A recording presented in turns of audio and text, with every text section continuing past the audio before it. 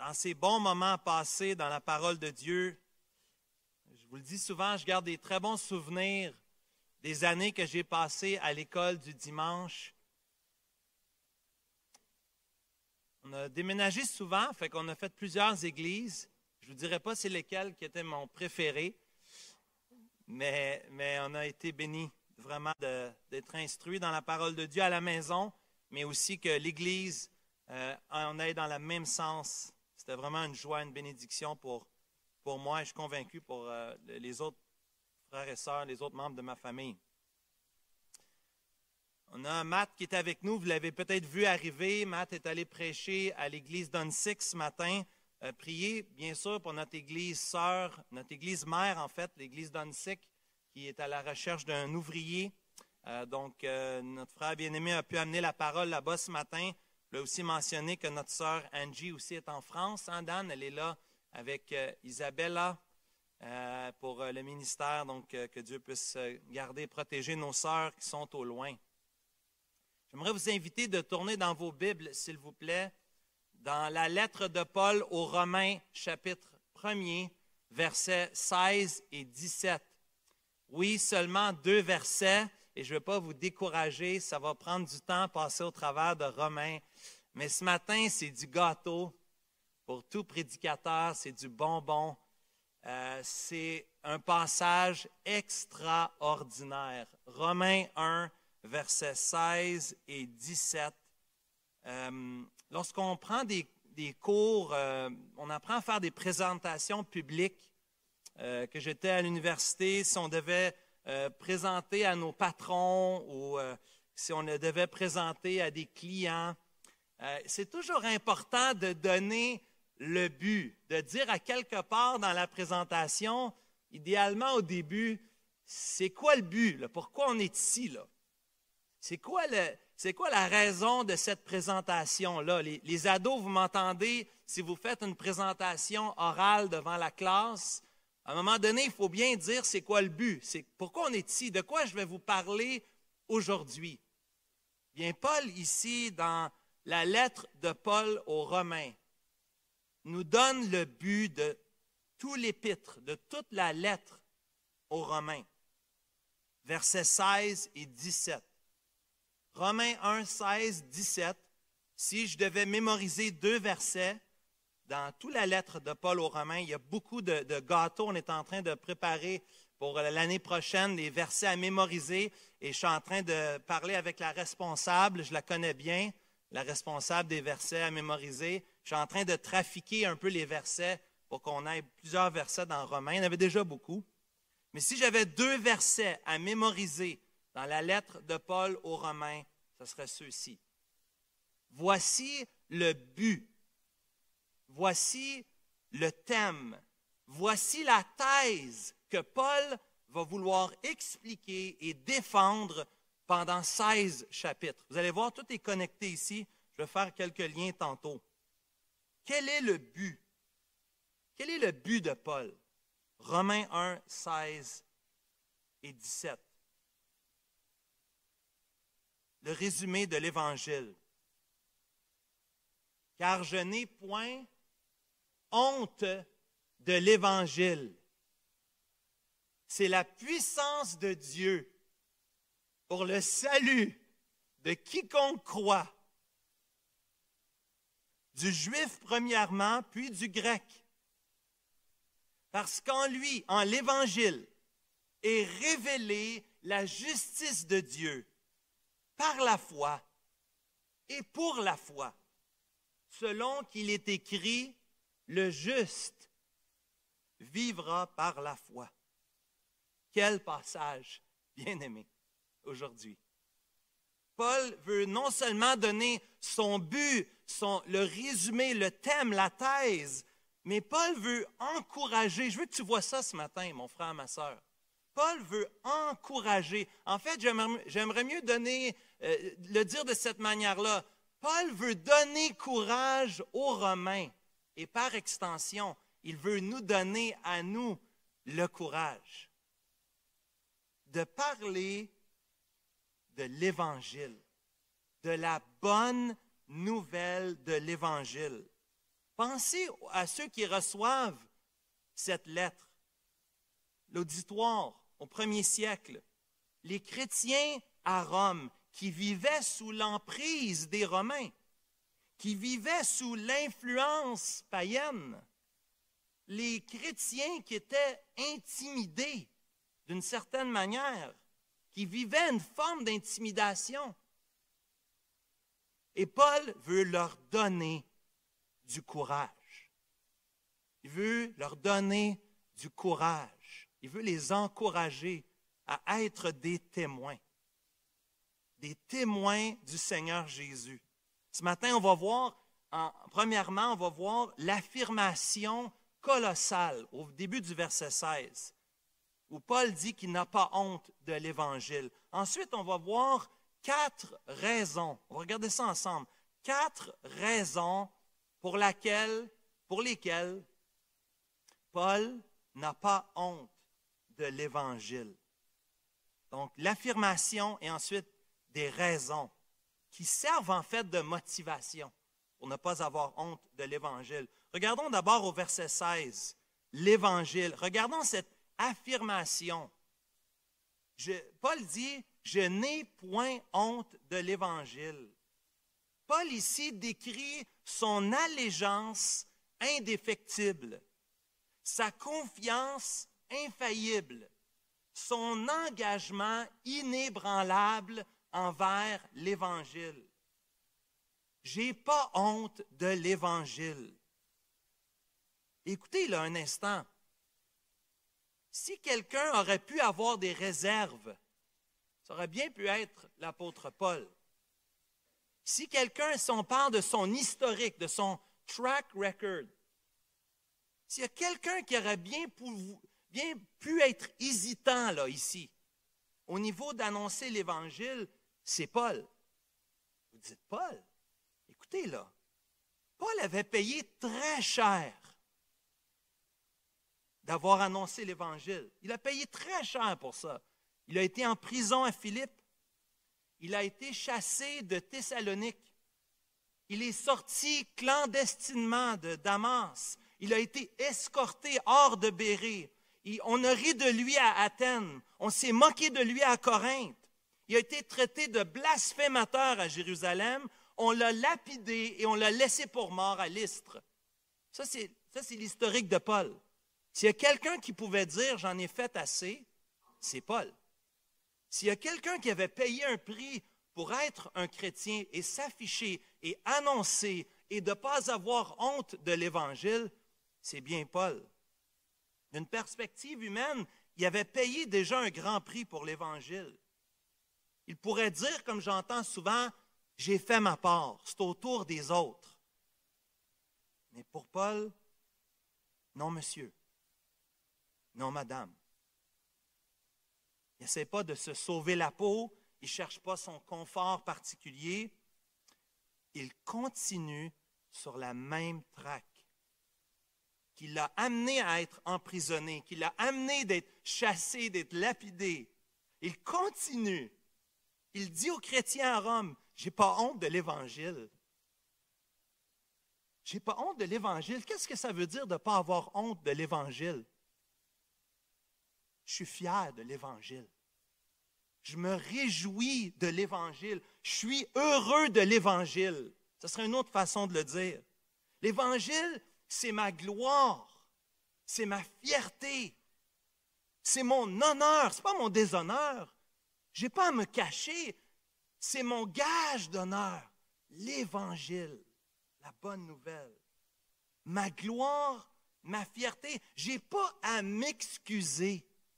On n'a pas, frères et sœurs, nous n'avons pas à nous excuser. On n'a pas à nous excuser. Nous sommes des enfants de Dieu. Il a payé. Son sang a été versé pour nous. Je ne devrais pas avoir honte de ça.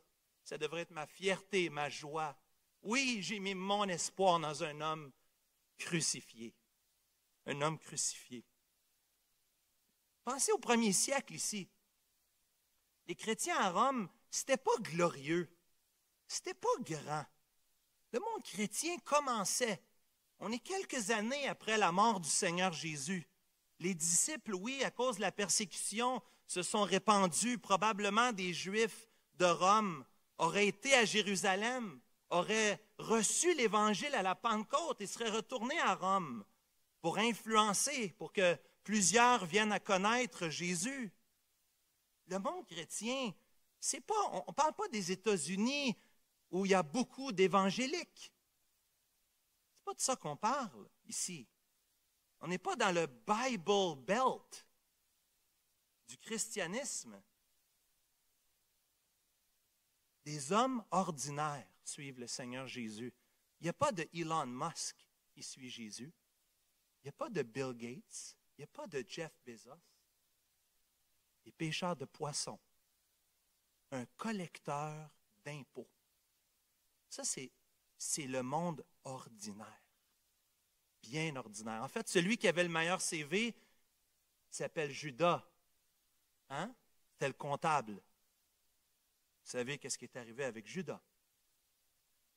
Pas très glorieux. Et on suit un charpentier.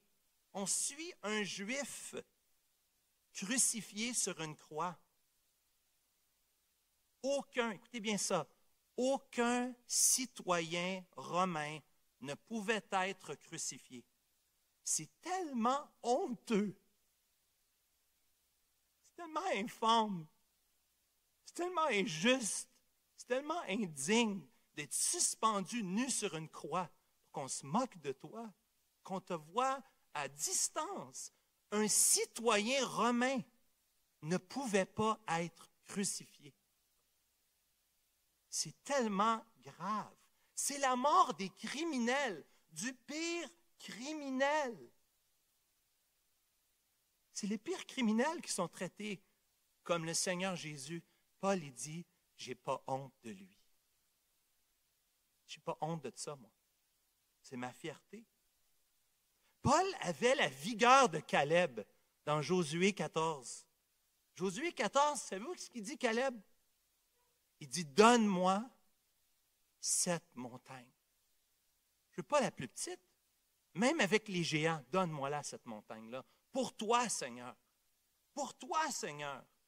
Paul avait une foi qui vibrait dans son cœur, qui faisait qu'il pouvait dire, donne-moi cette montagne.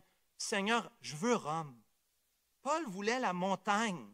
Paul voulait aller à Rome. Rome, c'est le centre du paganisme. Je veux aller à Rome parce que je veux aller là où ça compte. Il n'y a pas de reverse pour Paul. Il n'y a pas de marche arrière. Il n'y a pas de reculon. Il est embrayé. On avance. On s'en va à Rome. Il faut se rendre à Rome. Et soit dit en passant, il a réussi à se rendre à Rome, comme Matthieu l'a dit la semaine dernière, aux frais de César. Hein? Finalement, on l'a arrêté. Et c'est César qui l'a déplacé là-bas, qui l'a rendu là-bas. Paul n'avait pas d'hésitation. Paul n'avait pas honte de l'Évangile. Malgré sa hardiesse, il demande quand même les prières des saints. Lorsqu'il dit dans Éphésiens chapitre 6 au verset 19, « Priez pour moi quand j'ouvre la bouche de faire connaître hardiment et librement le mystère de l'Évangile. » Paul reconnaissait quand même ses faiblesses, ses limites. Mais Paul ici affirme qu'il n'a pas honte de l'Évangile. Paul était audacieux. Paul prenait une chance, comme on dirait. Paul avait même une témérité qui faisait qu'il ouvrait la bouche pour parler de la bonne nouvelle de l'Évangile. Avons-nous honte, frères et sœurs? Et je me suis posé la question, et ça me fait mal de vous dire que des fois, oui. Des fois, oui. Est-ce que je suis fier?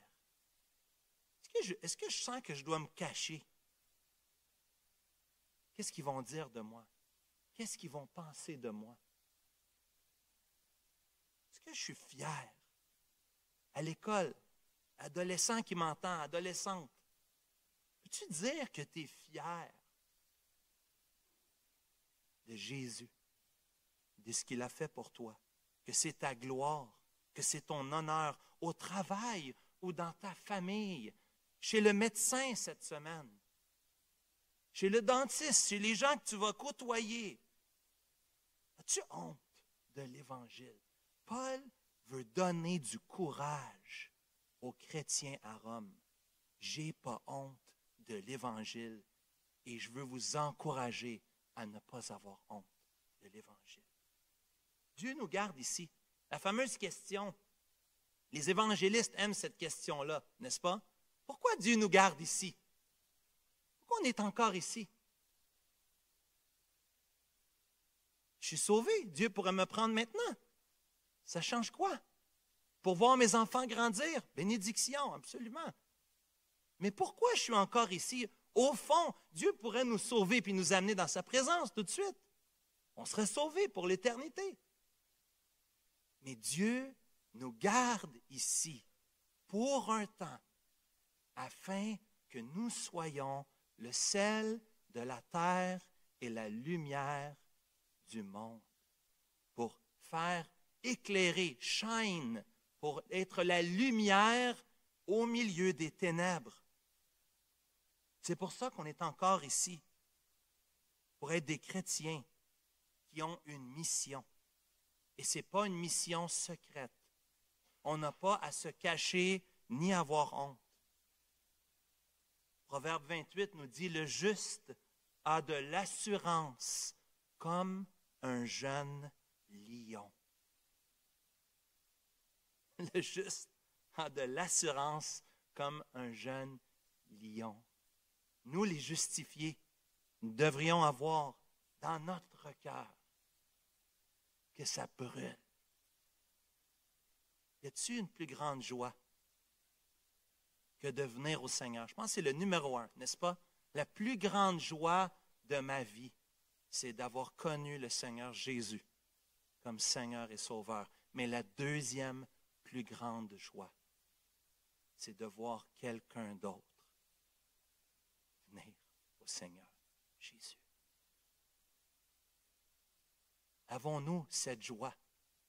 Sommes-nous comme notre frère François Picard qui disait, « Seigneur, donne-moi une âme. » J'aime cette prière de François. « Seigneur, donne-moi une âme. » Demande au Seigneur cette joie de conduire une âme au Seigneur Jésus. Je ne serais pas surpris qu'il exauce ta prière, mon frère, ma soeur. Paul n'a pas honte de l'Évangile. Et on va voir ensemble maintenant les raisons pour lesquelles il n'a pas honte de l'Évangile. Je veux voir avec vous 4 raisons pour lesquelles il n'a pas honte de l'Évangile. Je trouve ça tellement motivant. Certains chrétiens n'évangélisent pas parce qu'ils ne comprennent pas, parce qu'ils ne croient pas dans leur cœur que Dieu sauve. Ils ont perdu le cap. Et on a besoin de se réaligner ce matin. Paul veut encourager les chrétiens qui sont à Rome de ne pas avoir honte. Il leur donne des raisons pour lesquelles ils ne devraient pas avoir honte. Voici des raisons, selon Romains 1, versets 16 et 17, pour lesquelles nous ne devrions pas avoir honte de l'Évangile. Premièrement, remarquez la puissance salvatrice de l'Évangile. La puissance salvatrice de l'Évangile au verset 16, deuxième partie. L'Évangile, c'est puissant, l'Évangile. Tu dis c'est puissant. Quand je pense à la puissance de Dieu cette semaine, dans notre culte familial, on est en train d'étudier les attributs de Dieu. Puis on a étudié ce matin, cette semaine, un des attributs qui était la toute-puissance de Dieu, l'omnipotence. J'espérais qu'un de mes enfants allait le dire. Merci, Roy.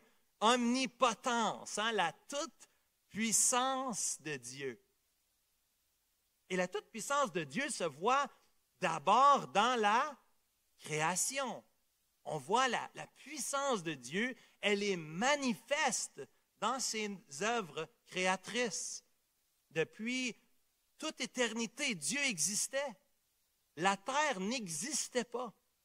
Dieu a créé la terre avec son bras fort, de la brique, du mortier, avec sa parole, Rosa, avec sa parole. Il est tellement puissant qu'il dit et la chose existe. Le Dieu Tout-Puissant, quand on pense à la puissance de Dieu, on pense à la création. Mais bien aimé, quand vous pensez à la puissance de Dieu, pensez aussi à la résurrection. C'est de prendre ce qui est mort et d'en faire un vivant. Samedi matin, nous allons voir une enveloppe ici. Nous allons voir l'enveloppe d'une sœur bien-aimée qui a beaucoup souffert dans sa vie, aveugle, dialyse 3 fois par semaine. Elle a perdu son fils. C'est une femme qui a été tellement éprouvée dans son corps, 67 ans, maganée, comme on dirait en québécois.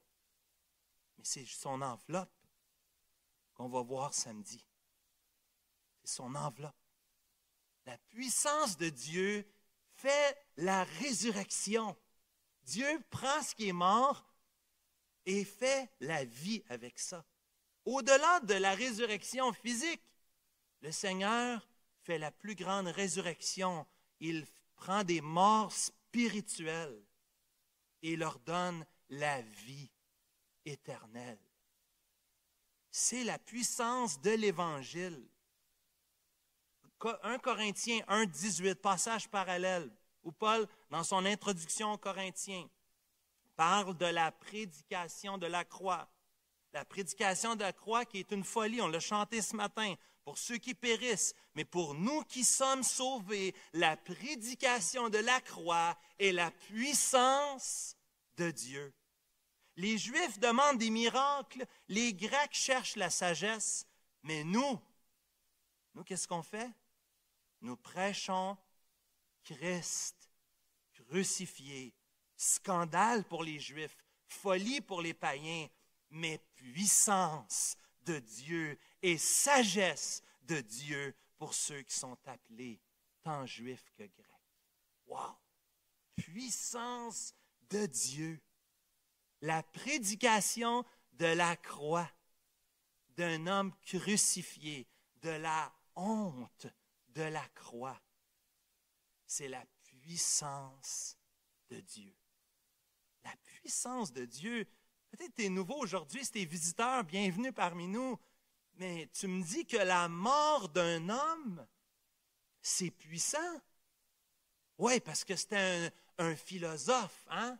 Le Seigneur Jésus, c'était un grand philosophe, un homme de bien qui était prêt à mourir pour ses idées. Non, c'est bien plus que ça. Bien plus que ça. Bien sûr, il est allé au bout. Il est allé jusqu'à la mort de la croix, mais c'est plus que ça. Dieu manifeste sa puissance. Parce que dans Colossiens, il nous est dit qu'à la croix, il a livré les dominations en spectacle. Il a triomphé d'elle à la croix. C'est le moment de victoire, la croix. C'est le moment de la puissance à son apogée, la croix, la puissance de Dieu. Premier siècle, on se met dans la peau des Romains. Si on aurait dit blanc et on avait voulu faire un mot pour associer, si on dit blanc, aujourd'hui on dit blanc va avec noir, hein? Blanc ou noir.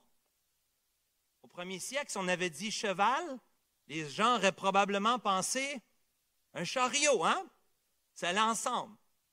Pensez au premier siècle. Si on avait dit le mot puissance, savez-vous qu'est-ce que les gens du premier siècle auraient pensé? Rome, Romain. Rome. Paul écrit aux Romains, il dit puissance. Et dans leur tête, probablement que c'est Rome. Le réflexe. Rome? Ben oui, toutes les routes romaines, toute la politique, la puissance de l'armée de Rome. Ils avaient réussi à assujettir des peuples, des nations, les Romains. C'était la grande puissance sous César, Rome. la force même, la puissance même. Mais Paul il dit, il y a une autre puissance, beaucoup plus puissante que Rome. Paul veut changer, il veut qu'un déclic se fasse. C'est plus que Rome. Il y a une puissance unificatrice. Si les Romains avaient réussi à assujettir les nations, la puissance de l'Évangile, c'est pour libérer les nations de l'esclavage du péché. C'est ça la puissance de l'Évangile. Elle est efficace, l'Évangile. Elle est puissante, oui, parce qu'elle prend des morts et elle leur donne la vie. Je ne suis pas venu au Seigneur parce que je suis bon, ni intelligent. J'étais mort, Éphésiens 2. Et Dieu est intervenu. Il m'a donné la vie. C'est Dieu. Ah, mais tu t'es repenti. Tu as placé ta confiance en Jésus. Vrai, mais j'étais mort. Un mort ne peut pas se donner la vie. Un mort ne peut pas choisir de se donner la vie. C'est Dieu qui donne la vie. C'est Dieu qui a enlevé l'écaille de mes yeux. C'est Dieu, par son esprit, qui m'a convaincu que j'étais pécheur et perdu. C'est lui qui m'a attiré à lui. C'est lui, c'est Dieu. C'est la puissance de Dieu. L'Évangile, c'est la puissance de Dieu. Ce n'est pas toi ou moi. C'est tellement libérateur, frères et sœurs, quand on parle du Seigneur. C'est pas moi. C'est pas toi. Tu n'as pas besoin d'être bon ou bonne. C'est la puissance de Dieu. Pas la puissance de Nick ou de Dan ou de Mariam ou de François ou de Jean-Marie ou de Noémie, Étienne. C'est pas ça, Mireille. C'est pas ta puissance à toi. C'est la puissance de Dieu. C'est Dieu qui travaille. C'est Dieu qui donne la vie à ce qui était mort. C'est la puissance de Dieu pour le salut. Regarde ici, pour le salut, notre Dieu est un Dieu sauveur. Sauveur veut dire délivrance. Délivrance du péché.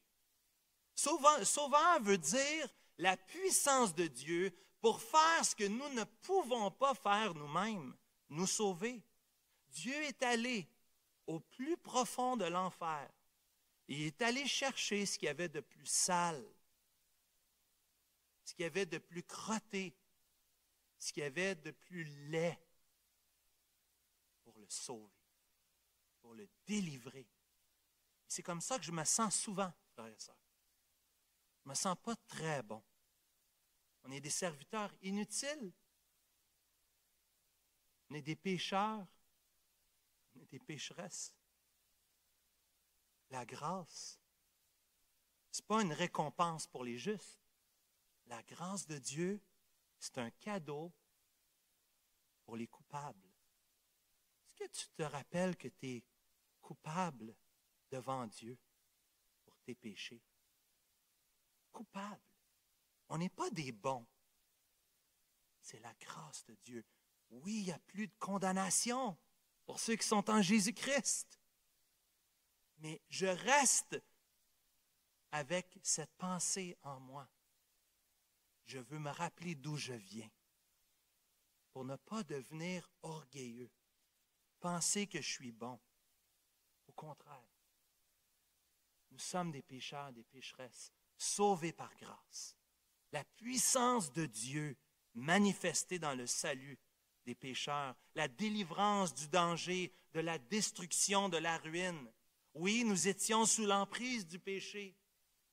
Nous étions aussi sous le prince de la puissance de l'air, Satan. Oui, c'est vrai. Mais de quoi avons-nous été sauvés? Nous sommes sauvés de quoi? Du péché? Oui. De l'enfer? Oui. De Satan? Oui. Mais nous sommes aussi sauvés de Dieu. Sauvés de Dieu? Comment ça, sauver de Dieu? J'ai besoin de me sauver de Dieu. Je pensais que Dieu avait envoyé son Fils pour me sauver. À la croix, deux choses se rencontrent. L'amour de Dieu, oui, mais aussi sa justice. Je me souviens justement en haut, à l'école du dimanche avec Jean Desmangles, je me souviens de m'être fait rappeler, n'oublie pas qu'à la croix, ce n'est pas seulement l'amour de Dieu, c'est la justice de Dieu qui est satisfaite. N'oublie pas, Dieu dans sa perfection, il ne peut pas tenir le coupable pour innocent. Dieu n'est pas injuste. Toi et moi, nous sommes sauvés de la sainte colère de Dieu. À cause de mon péché. C'est ça que je méritais. Moi, je méritais ça. Suspendu, nu sur une croix, pour que tous puissent voir que je suis un coupable. Paul dit, je suis le pire des pécheurs. Vous pensez qu'il exagère? Non, ce n'est pas une exagération. Le salaire du péché, même si tu es l'apôtre Paul, il n'y a pas de passe-droit parce que tu es un pasteur, parce que tu es l'apôtre Paul, tu es un ancien, tu es chrétien depuis 25 ans. Ah, j'ai un passe-droit.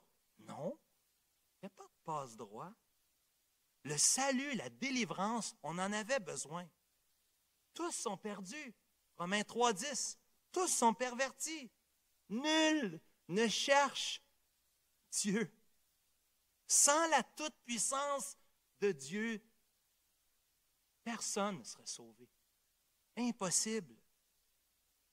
Lorsque nous étions sans force, Paul dit, Romains 5, verset 6, Christ, au temps marqué, est mort pour des impies. Romains 8, 3, chose impossible à la loi, parce que la chair la rendait sans force. Dieu a condamné le péché dans la chair en envoyant, à cause du péché, son propre Fils dans une chair semblable au péché. Impossible pour la loi. Que tu fasses le bien, que tu essayes toute ta vie, tous tes 80 ans que Dieu pourrait te donner, tu ne pourrais te sauver toi-même. Tu ne pourrais te sauver de la justice de Dieu. Sauver de quoi? Sauver de qui? Sauver de la colère, de la sainte colère de Dieu. Il y a un bon livre en passant, je parle aux parents qui ont des jeunes enfants, The Princess Poison Cup. Ça vaut la peine d'examiner ça. S'il y en a qui le connaissent, qui a déjà vu ce livre-là? Levez la main si vous avez déjà vu ce livre-là.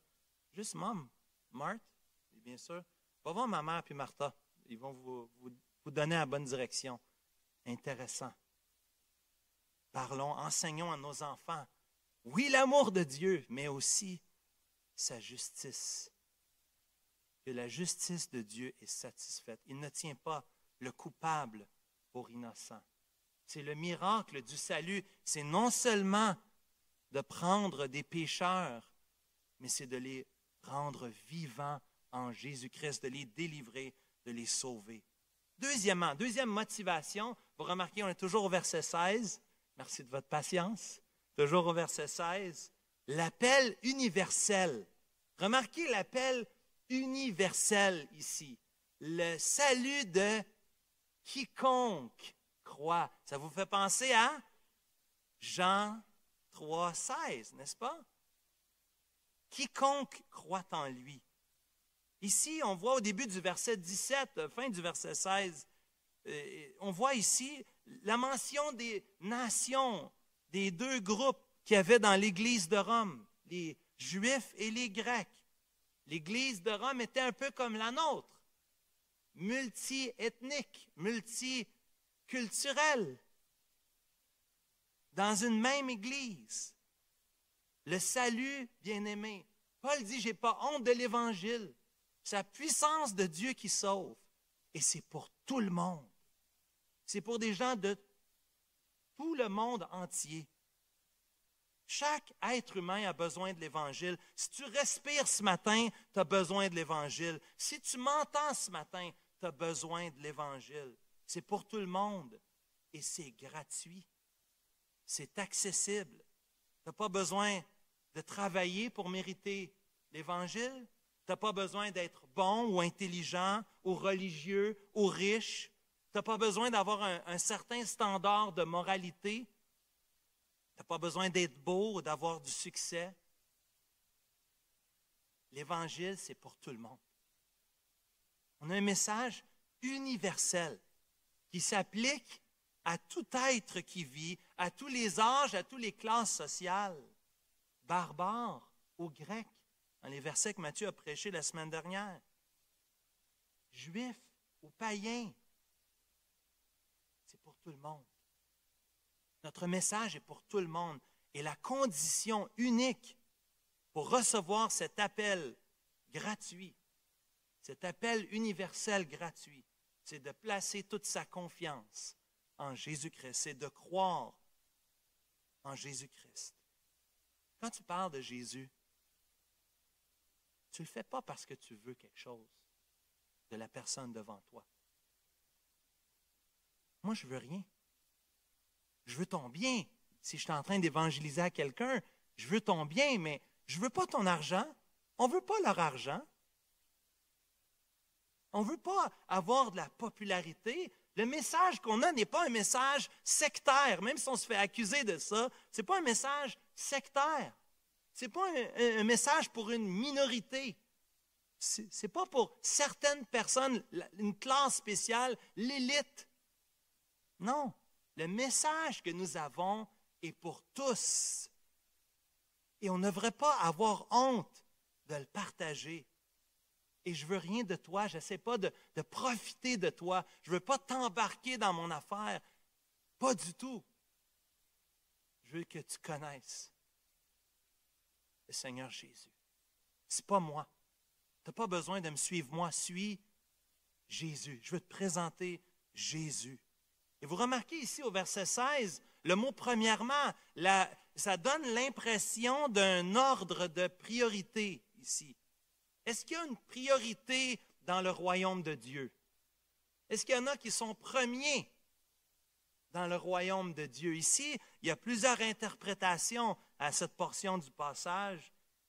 Il me semble que la logique ici, c'est simplement que les Juifs, étant le peuple de Dieu, avaient reçu la loi et les prophètes. C'est eux auxquels on avait présenté en premier, mais pas parce qu'ils sont meilleurs ou plus importants. C'est simplement parce que Dieu a choisi son peuple. Il a choisi de leur confier non seulement l'Évangile, mais aussi de leur confier la responsabilité d'annoncer l'Évangile aux nations. Les Juifs avaient cette responsabilité-là, mais malheureusement, comme on a lu dans 1 Corinthiens 1, c'était une pierre d'achoppement pour eux. Malheureusement, pour les Grecs, c'était une folie pour eux, le message de l'Évangile. Mais c'est le même message. Ça a toujours été le même message. Ne pensez pas que dans l'Ancien Testament et dans le Nouveau Testament, c'est deux messages distincts. C'est un livre, c'est un message, c'est une personne. C'est Dieu. C'est son Fils, Jésus. C'est le message de l'Évangile, de la parole de Dieu. Il n'y a de salut dans l'Ancien Testament puis dans le Nouveau Testament. Il n'y a de salut en aucun autre. Il n'y a aucun autre nom parmi lesquels les hommes peuvent être sauvés. Un message universel qui nous révèle quoi? Troisièmement, de quoi nous parle ce message? Ça nous révèle quoi? Ça nous révèle la justice de Dieu. On a déjà parlé un peu. Dieu dans son caractère, Dieu dans son alliance envers son peuple et envers nous aujourd'hui, son peuple. Dieu est juste. Dieu tient parole. Tout ce que Dieu dit, il le fait. La justice de Dieu, il faut la voir ici comme la justice que Dieu nous donne, qu'il nous confère en son Fils Jésus-Christ. Une justice que Martin Luther appelait une justice étrangère. C'est-à-dire, ce n'est pas une justice propre, mais c'est une justice que nous recevons en Jésus-Christ. Nous recevons sa justice. Nous recevons sa perfection. Seulement Dieu est juste. Seulement Dieu. Seulement Dieu. C'est Dieu qui donne sa justice à ceux qui croient en lui. La seule manière d'être sauvé, c'est de recevoir la justice de Dieu. As-tu reçu la justice de Dieu aujourd'hui? Est-ce que tu l'as reçu sur ton compte? La justice de Dieu. Est-ce que ta banque, es-tu encore dans l'endettement spirituel? Es-tu encore sur le banc des accusés au sens légal? Es-tu encore nu et exposé sans Jésus devant Dieu? J'espère que non. J'espère qu'aujourd'hui, tu as reçu la promesse légale qu'il n'y a plus de condamnation pour toi qui est en Jésus-Christ. J'espère que ta dette a été acquittée par la rédemption, le rachat de tes péchés par le sang précieux de Jésus. J'espère que tu es revêtu, que tu as placé sur toi, tu as reçu le manteau de la justice de Dieu, que tu es revêtu de sa justice aujourd'hui et que tu peux dire à Dieu, non pas moi, non pas moi, mais ton Fils. Il l'a fait à ma place. Je suis juste à cause de lui. J'ai été déclaré juste. Je suis déclaré innocent. Je suis acquitté. Je suis non coupable. Je suis libéré de la condamnation. On m'a conféré le statut de juste. Incroyable. Incroyable. La justice de Dieu que je n'ai pas en moi, mais que je reçois en Jésus-Christ. Oui, c'est le résumé de l'épître au complet. La justice de Dieu. Parce qu'on va voir à partir de la semaine prochaine l'absence de justice pour moi et pour l'humanité. On va voir l'absence de justice. On va voir à partir du chapitre 3, verset 21, jusqu'au chapitre 8, verset 39, la provision de la justice de Dieu dont j'ai besoin, dont l'humanité entière a besoin. On va voir dans le chapitre 9, verset 1, jusqu'au chapitre 11, verset 36, la justice de Dieu au travers de l'histoire, de son peuple, pour le peuple juif, mais aussi pour nous qui avons été greffés à l'arbre. La justice de Dieu dans les chapitres 12, verset 1er, jusqu'au chapitre 16, verset 27. Nous allons voir la justice de Dieu manifestée dans la vie du croyant, transformé, qui ne se conforme pas au siècle présent, mais qui est transformé par le renouvellement de l'intelligence. La justice de Dieu est centrale à la lettre de Paul aux Romains. La justice de Dieu. C'est la justice de Dieu qui est donnée à ceux qui croient en lui. Et c'est vraiment le dernier, finalement, la dernière motivation. C'est le moyen de recevoir. C'est par la foi. Au verset 17, si les gars pouvaient mettre le verset 17, s'il vous plaît.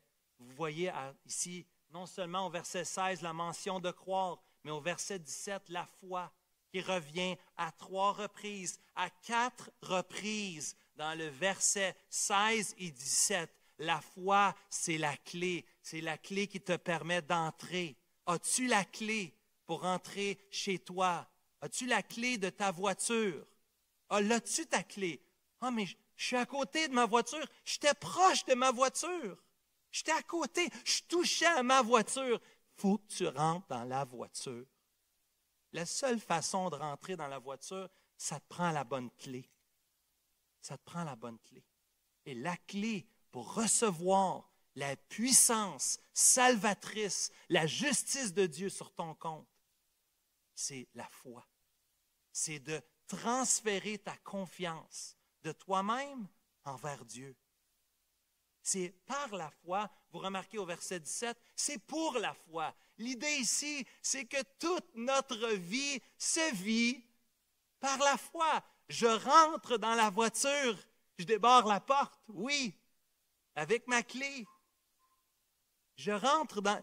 J'ai besoin, pour rentrer au ciel, j'ai besoin de la bonne clé. Mais pour faire marcher l'auto, j'ai aussi besoin de ma clé. Pour ma voiture à moi, je sais qu'il y en a qui n'ont plus besoin de ça vraiment, je pense, mais pour ma voiture à moi, j'ai besoin d'un vieux char. J'ai besoin de... Suivez-moi dans l'illustration, s'il vous plaît. Hein? J'ai besoin de ma clé. Non seulement pour rentrer, mais aussi pour rouler. La foi ici, tout au long de notre vie, nous vivons par la foi. Nous obéissons par la foi. Notre sanctification, par la foi. Tout au long, j'obéis à Dieu. C'est pas j'entre par la porte étroite, puis je vis le chemin large. Ah, là, je suis sauvé. Là, je peux faire ce que je veux. Je suis pardonné de toute façon. Non, non, non. Paul va répondre à ça. Est-ce qu'on va demeurer dans le péché afin que la grâce abonde? Négananta, loin de là. Jamais de la vie. Jamais dans 100 ans.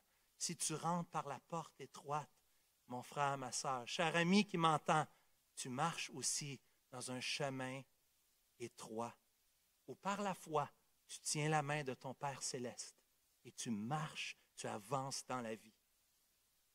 Si tu rentres par la porte large, tu vis la façon large et tu vas vivre, tu vas avoir ton ciel ici-bas sur terre et tu vas vivre l'enfer après, la séparation de Dieu pour l'éternité, la condamnation pour tes péchés. Mais celui qui entre par la porte étroite, non seulement qu'il entre par la porte étroite, mais vous remarquez à la fin du verset 17, il vit par la foi. Le juste vivra par la foi. C'est une citation d'Habacuc, chapitre 2, verset 4, un des petits prophètes. C'est le même salut de l'Ancien Testament et le Nouveau Testament, le même salut. Ça a toujours été par la foi. Dans Romains chapitre 4, on va voir, Paul va parler en exemple pour parler de la clé de la foi. Lorsque Paul va parler de la clé de la foi, il va donner pour exemple Abraham. Abraham, il n'a même pas connu Jésus, c'est l'ancêtre de Jésus. Oui, mais il vivait aussi par la foi. Il est allé offrir son fils en sacrifice. Vous pensez que ça le tentait? Combien d'années il a attendu pour avoir son fils? Abraham. Et Dieu lui dit, va offrir ton fils. Qu'est-ce qu'il a fait Abraham? Abraham crut, et cela lui fut imputé à justice. Est-ce que tu crois, mon frère, ma soeur? Es-tu obéissant envers Dieu? Es-tu obéissant envers Dieu? Par la foi. Même quand ce n'est pas ce que tu veux, même quand ce n'est pas évident, même quand ça ne tente pas, le juste vivra par la foi. Bien-aimés, nous retournons à la normale demain matin. Demain matin, nous retournons au travail. Nous retournons sur les bancs d'école. Nous retournons demain dans notre demeure avec nos voisins, notre famille. Avons-nous honte de ce glorieux message, de cet évangile? J'ai pas honte de l'évangile. C'est la puissance de Dieu pour le salut de quiconque